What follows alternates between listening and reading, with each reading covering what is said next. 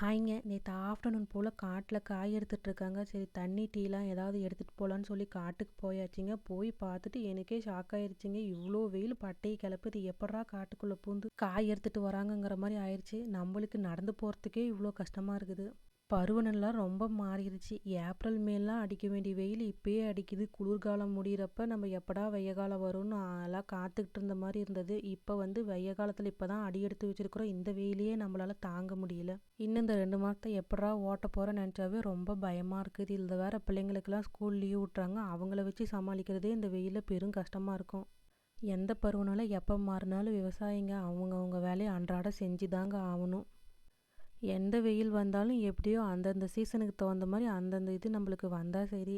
வீட்டுக்கிட்டேயே இருந்த மாதுளை மரம் நல்லா பூ பூத்து இப்போ தாங்க நிறைய மாதுளை பிஞ்சு விட்டுருக்குது. வெய்ய காலத்தில் போன வருஷம் வந்து பூவெலாம் கொஞ்சம் கம்மியாக எடுத்துருந்தது. இந்த வருஷம் ஓரளவுக்கு பரவாயில்ல. எப்படியோ வெய்ய காலத்தில் இதையாவது பொறிச்சு சாப்பிட்றதுக்கு கொஞ்சம் ஏதுவாக இருக்கும். அவங்க வேலையை அவங்க பார்க்கட்டும், நம்ம வேலையை பார்க்கலான்னு சொல்லி வீட்டுக்கு வந்துட்டு மாட்டுக்கெலாம் தொட்டி வச்சுட்டு ஆடு ரொம்ப நேரமாக கத்திகிட்டே இருந்தது. என்னடா ஆடு சத்தம் போட்டுகிட்டே இருக்குன்னு சொல்லிட்டு போய் பார்க்க போனால் ஒரு ஆடு வந்து நாங்கள் எதிர்பார்க்க இன்னொரு 10 நாள் ஆகும்னு நினச்சோம். ஆனால் இப்பயே வந்து குட்டி போட்டுருச்சுங்க. ஒரு குட்டி 2 குட்டியாக இருந்தால் கரெக்டாக இருந்திருக்கும். 3 குட்டி போட்டுருச்சு. இதில் 3 குட்டி வந்து 2 குட்டி ஆட்டுக்கு, ஒரு குட்டி நம்மளுக்குங்கிற மாதிரி ஆயிடுச்சுங்க. இதில் ஒரு குட்டி நாம் தான் பால் ஊட்டி வளர்த்தி காப்பாற்றி ஆகணும். ஓகேங்க, நம்ம வீடியோ பிடிச்சிருந்ததுன்னா மறக்காமல் லைக் பண்ணி ஷேர் பண்ணுங்கள். மறக்காமல் சப்ஸ்கிரைப் பண்ணுங்கள்.